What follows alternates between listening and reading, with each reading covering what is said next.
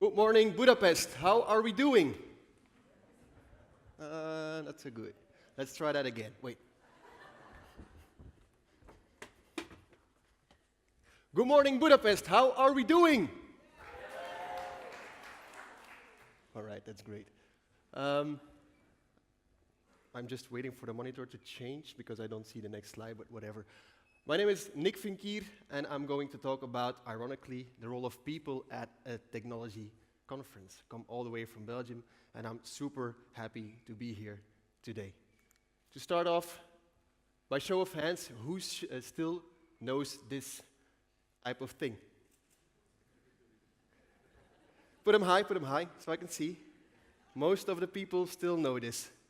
I might be young, but I'm honored and privileged to still remember this archaic technology myself. I still remember the days that I was below my bed, listening to the radio, taping illegally my favorite music on this tape deck and writing everything down, making my own mixtapes. But nowadays, this acoustic cassette doesn't exist anymore. We are living in a fast-changing world, and it will never stop innovating anymore. Today, we live in a world where we see virtual reality. Unfortunately for you, you had to come here to Budapest, although it's a nice location, but within 5-10 years, you shouldn't come anymore because you could just sit in your lounge, your sofa, and watch the conference through your virtual reality sets. It will be a huge shocking change for education. Because why should you move to Hong Kong to follow lessons in Hong Kong if you could just put on your VR goggles and be in the room? We live in a world where we don't really need people anymore for customer service because we have chatbots nowadays. We live in a world where we are going to have godlike features, according to Ray Kurzweil of Google, by implanting nanobots in our body. Research says that Americans are 75% ready to put the nanobots already in their body.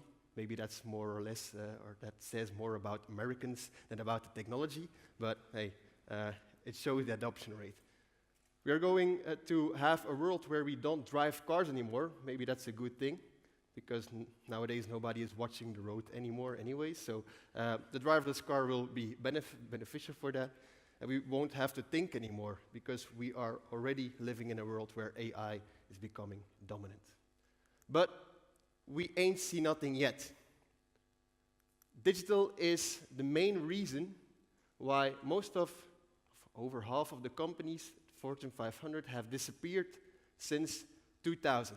And this should be an eye-opener, because technologies have always been positive for companies, but today it's negatively impacting everyone's business, also yours. The biggest threat is that we are not looking at the biggest shift ever that is coming up or that is happening right now. We see that there's an uplift in people that are digitally, like you, like me, who prefer Uber or who prefer digital taxis over the old way of doing taxi. We still know the cassette, right? But we prefer streaming Spotify through our AirPods of our iPhone. We will never go back to the cassette type. And we have the birth of natives, people who have never known the cassette, so they will never choose that. At the same time, another shift is happening, or another thing is happening. We see the evolution of traditionals. My mom is already doing payments with her laptop, not with her smartphone. She doesn't really believe that. She's still afraid that somebody is going to hack her. For small weekend trips, she already books it on her laptop, or she stalks me to do it for her. But she's not thinking in terms of travel agencies anymore. And unfortunately, we will see the death of dinosaurs, like my grandfather, who isn't ready or will never be ready for a smartphone. He says, why should I learn that? I'm too old. And he will die within 10, 20 years, unfortunately. But that is the target audience that we're targeting right now.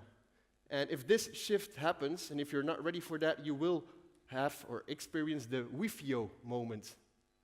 Anybody knows what WFIO stands for? We're fucked, it's over. When this happens in your industry, if there's a bigger audience that is digitally than there is traditionally, and you are not ready, you experience your WFIO, we're fucked, it's over moment, or Uber moment for the people who don't like the cursing. Sorry for that. We've come up with 5 E's to avoid this Uber or WFIO moment. And it mainly has to do with people. Because if you don't have the people to transform, you can have the best technology, but it will never, ever happen. The first thing you should do is enlighten yourself. You cannot predict the future. I cannot, unfortunately, otherwise I wouldn't be standing here, but counting my billions of dollars. But you can imagine how your future should look like. And pick a vision, develop a North Star vision for your company, for your industry, for yourself, for your department. And create this and communicate this throughout the entire company.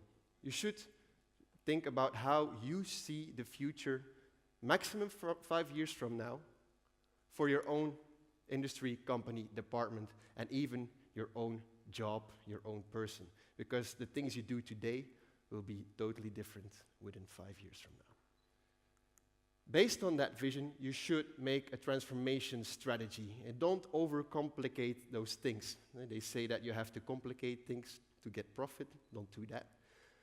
There are 4 big elements in your transformation strategy that you should tackle.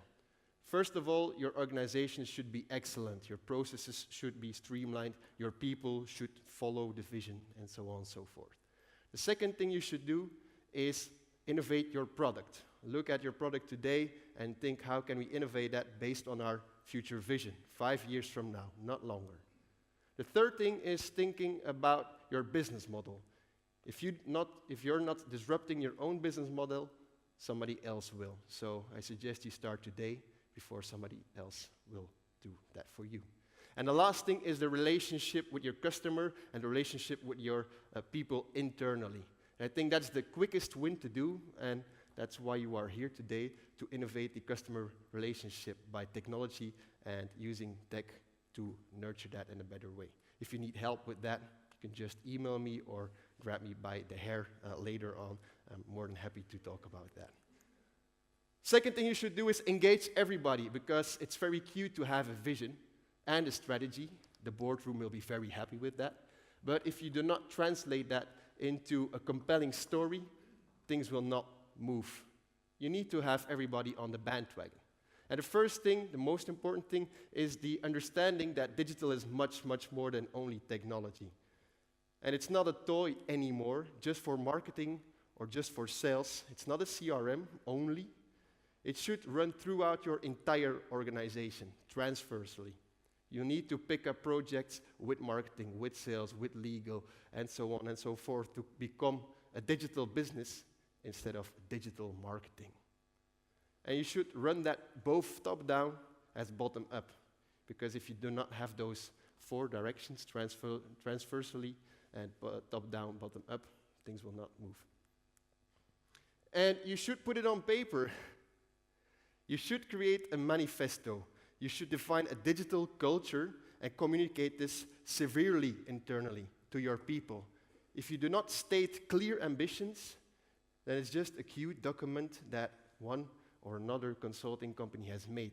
So please write down your ambitions and communicate it severely to your employees, to your co-workers, so they know what we will do, both online and offline. Create a manifesto. And you should not stop internally only. You should communicate externally as well. You should be proud of your accomplishments. You should be proud of your mistakes as well. If you inform people externally out of the organization, they will hold you accountable and make sure you get shit done. A great example is the government of the UK, who made a website for their digital transformation for the entire communication of the project. So every project that they've discovered, put in alpha, that went to beta, and ultimately went live, was put there online to hold themselves accountable to communicate internally and externally. Because culture will be the variable. Strategy is cool, but if you don't have digital culture, things will not happen. Third thing you should do is educate the company. If everybody is moved by the compelling story, you will need new skills. You will need to acquire new skills, new people, and you will need to transform old skills. You, as managers, are mainly responsible for the transformation of the old skills today. The people's lives, their jobs, are on the line, and if they will not transform themselves, they will be put on the streets. They will become redundant. So it's your and our responsibility to transform those people for the better. You can do this by installing reverse mentorship. Anybody doing this already? It's a great idea to start it. It's where senior people get taught by junior people, or younger people teach stuff to older people. But the same thing happens reverse as well. Older people teaching younger people. And it's creating an environment where everybody learns from each other. And that is what digital really means. Helping each other with the help of technology. Not tech first, human first. As a company, you can or could create internal labs to let people experience new technologies, to let them taste what it feels like, to show what a new CRM looks like, to show what virtual reality is, to let them see what a nanobot is, to let them learn about social media, the threats and the opportunities for them. Adidas is a great example of that. They've created online and offline campuses for people to drop by during their work time, not in the weekends, because I know how that stuff works. During their work time, just drop by and see the new shoes that they are producing, the new innovations of the company, as well as virtual reality, as well as augmented reality, as well as artificial intelligence, and so on and so forth. You should do this by yourself as well. Not saying that you should put out a building like Adidas, but you could do different things as well, online and offline. And it's not only transforming those old skills, it's also getting new skills on board as well. And this is a statement of every client ever that I have talked to, and everybody is saying the same thing. We are underestimating the urgency to recruit high-end digital talents, no matter their age or their function. If there's anybody who's saying that they don't have difficulty recruiting digital talents, they're liars. This should be there and your HR priority for the coming years. And then it's HR, it should be your priority, hiring digital talents for the coming years. And to do this, you will not only have to recruit them, you should know who you need based on your vision and your strategy. Because nowadays we see app developers, we see artificial intelligence managers, robot maintainers, UX designers, growth hackers. But if you don't know who you need, you will never can create a job description, you will never know where to find them. And much more important, you will need to create a new environment for them, because the old way of doing business is not enough for those talents. And the old way of doing things, salary and benefits, were very, very, very important. And nowadays, it's a prerequisite. You cannot say, here are some shares, you don't get paid. That will not work. But you will need fulfillment. You will need to give them challenges. Set the bar very high for your own company and for them, so that they can grow and develop. That you have a great product and a great company to work in. One of the most important things or differences between corporates and disruptors is the encouragement of trial and error. And to recruit those new skills, you will need to encourage trial and error. One of the biggest companies in the world has their own manifesto, the little red book, you should look it up. And they say that fast is better than slow. Slow is adding unnecessary embellishments. Fast is out in the world. Fast doesn't just win the race, it gets a head start for the next one. And if you do not encourage trial and error, you cannot get up to speed. Stop doing safe things.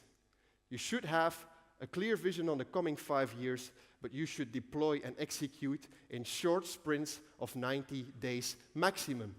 Go from a maximum validation to a minimum viability. Put it out, learn, and go all in.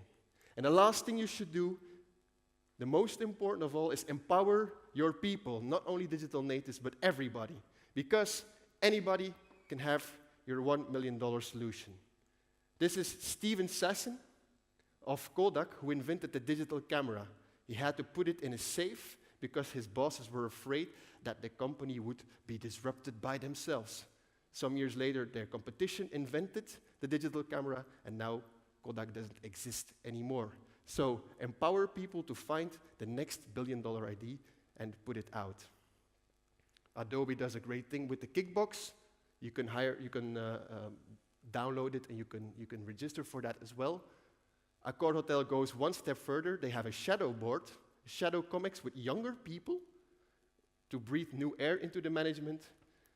And George Clooney puts it like this: if you don't understand the world of digital, fire yourself. If the board has a low digital IQ, the company will have a low digital IQ. To wrap things up, because Daniel is becoming very, very angry with me, the 5 things you should know and remember as a manager to put the role of people forward in digital transformation. Enlighten yourself. Vision, strategy. Engage everybody. Educate the company with new skills and transforming of old skills. Encouraging trial and error. Fast is better than slow, anytime. And empower your people, because everybody can have the $1 million idea. Digital transformation is about people more than about technology. My name is Vinckier. I'll stay here the entire day. Thank you for your attention. Thank you.